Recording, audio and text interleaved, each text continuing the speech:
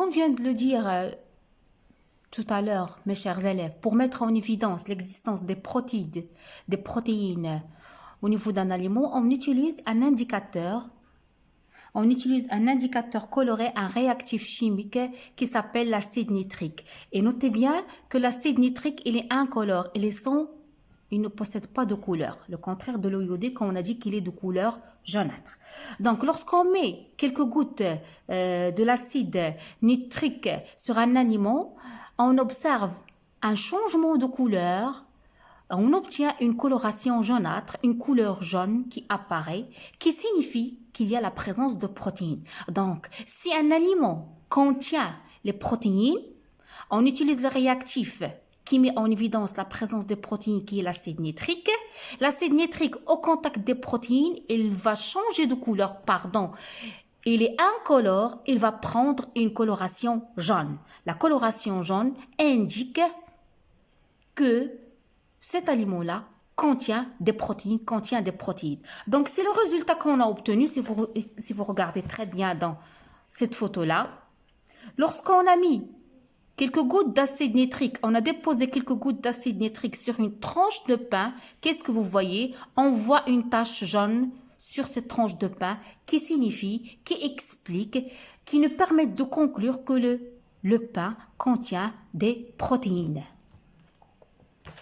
Donc, on a mis en évidence la présence de l'eau, on a mis en évidence la présence de l'amidon dans le pain, on a mis la mise en évidence des protéines, tout ça, ce sont des éléments qui se trouvent dans le pain.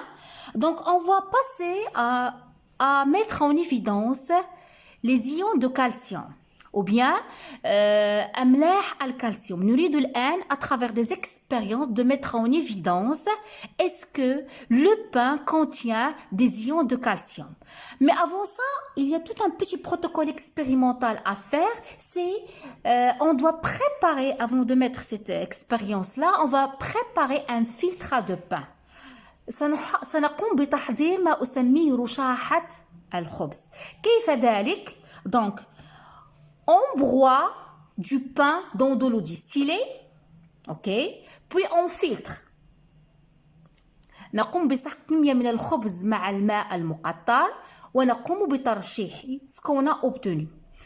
On filtre la bouillie obtenue et on récupère le filtre à l'aide d'un filtre à café. C'est comme le principe de préparer un café.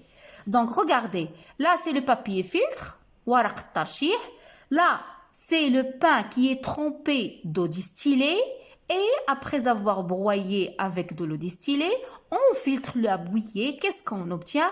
On obtient un filtrat de pain sur lequel on réalise différentes expériences. نحصل على رشاحة الخبز التي على مستواها يمكن أن ننجز العديد من التجارب. التجربة التالية الموالية التي سنقوم بها l'expérience suivante, c'est mettre en évidence l'existence ou bien l'absence des ions de calcium. Est-ce que le pain, il contient les ions de calcium? هل الخبز يحتوي على أملاح الكالسيوم?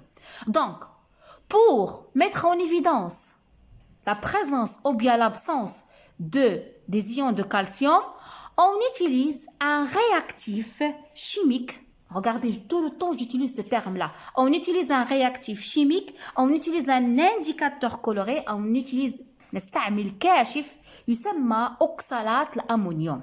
أوكسالات الأمونيوم باللغة العربية أوكسالات الأمونيوم متخصص في الكشف عن أملاح الكالسيوم. كيف ذلك؟ Je vais vous répondre. Donc, كما تلاحظون, si vous savez très bien, oxalate d'ammonium qui est incolore, qui ne possède pas de coloration. Donc, on fait déposer quelques gouttes d'oxalate d'ammonium sur le filtre du pain et on va savoir le résultat. Mes chers élèves, les ions de calcium réagissent avec l'oxalate d'ammonium. Il y a une réaction entre les ions de calcium et l'oxalate d'ammonium. Donc, lorsque l'oxalate d'ammonium, il trouve les ions de calcium, donc ça va donner un précipité blanc. Donc, ما معنى هذا؟ أملاح الكالسيوم، أيونات الكالسيوم عندما توجد سيقع تفاعل بينها وبين أكسالات الأمونيوم وستعطيني سأحصل في التجربة على راسب أبيض. سأحصل على ماذا؟ على راسب أبيض un précipité blanc qui signifie que les ions de calcium sont là. Donc, voilà le résultat.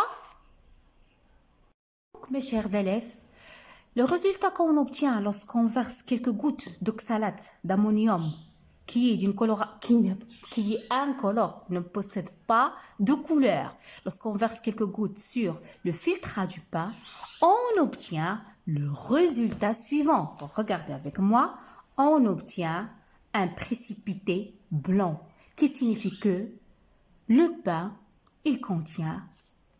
Qu'est-ce qu'il contient le pain? Il contient les ions de calcium. Ok?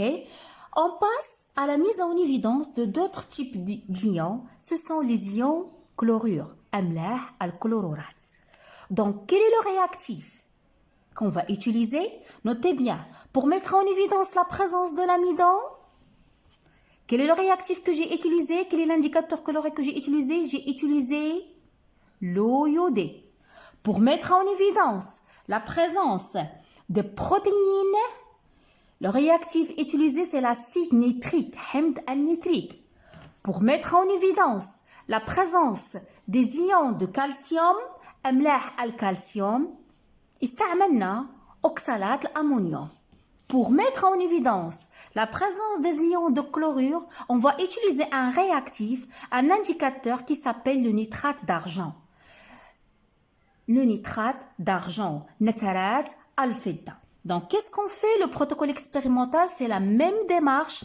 On verse quelques gouttes de nitrate d'argent sur le filtrat de pain. Donc, ce que vous devez savoir, que les ions chlorure, أملاح الكلورات, réagissent, تتفاعل مع نترات الفضة. Elles réagissent avec le nitrate d'argent en donnant un précipité blanc qui noircit à la lumière. إذن ماذا يقع؟ أملاح الكلورات تتفاعل مع نترات الفضة لتعطينا راسب أبيض عندما نعرضه لأشعة الشمس يسود. تعطينا un précipité blanc qui noircit à la lumière. Et c'est le résultat qu'on obtient ici. On obtient un précipité blanc. Lorsqu'il sort en contact de la lumière, il se noircit. Donc, on conclut que le pain, il contient les ions de chlorure. Donc, le pain, il contient de l'eau, il contient de l'amidon, il contient des protéines, des ions de calcium, des ions de chlorure. Maintenant, on va attaquer les sucres réducteurs. Est-ce que le pain contient un sucre réducteur sukkar basit mukhtazel? Donc, quel est le test qu'on va faire? Donc, toujours, on va travailler avec le filtrat du pain, rushahat al-khubz, mais le réactif qu'on va utiliser ici pour cette expérience, pour mettre en évidence l'existence des sucres réducteurs, الإبراز التجريبي لتواجد سكر بسيط مختزل, نستعمل محلول الفهلينك زائد التسخين. محلول الفهلينك زائد التسخين, la liqueur de Fehling. Donc voilà mon filtrat du pain. Qu'est-ce que je rajoute? Je rajoute la liqueur de Fehling et je fais chauffer jusqu'à ébullition. Quel est le résultat que j'obtiens? Si vous regardez très bien, j'obtiens un précipité rouge brique. Donc, comme remarque, le test pour la liqueur de Fehling à ébullition permet de mettre en évidence la présence de sucre réducteur par la formation d'un précipité rouge brique. Ça signifie quoi ça? Ça signifie que l'existence d'un sucre réducteur dans un aliment, il se traduit par quoi? Par le fait qu'on obtient, lorsqu'on rajoute, par exemple, le filtrat du pain, ou bien le filtrat du lait, ou bien le filtrat d'un n'importe quel aliment, lorsqu'on rajoute sur ce filtrat la liqueur de Fehling. Donc, je viens de dire, pour mettre en évidence la présence des sucres réducteurs dans un aliment, quel que soit On a pris le pain, filtrat du pain, ou bien filtrat du lait, ou bien filtrat de viande. Donc, on utilise un réactif qui est appelé la liqueur de Finning avec chaud. C'est-à-dire, on doit chauffer jusqu'à ébullition. Quel est le résultat obtenu? On obtient, si vous voyez, la formation d'un précipité rouge brique. نحصل donc عندما نقوم بوضع قطرات من محلول الفيهلينغ زائد التسخين على رشاحة خبز أو رشاحة حليب أو رشاحة لحم أي غذاء ما نحصل على ماذا؟ النتيجة التي نحصل عليها هي راصب أحمر un précipité vous allez me dire c'est quoi le mot précipité mes chers élèves راصب أحمر أجوري regardez لونه يميل إلى لون الأجور الذي نستعمله في البناء donc on obtient un précipité c'est-à-dire au fond du tube. Ça veut dire quoi un précipité?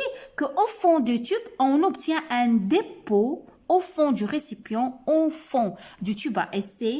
On a un précipité qui se trouve ici.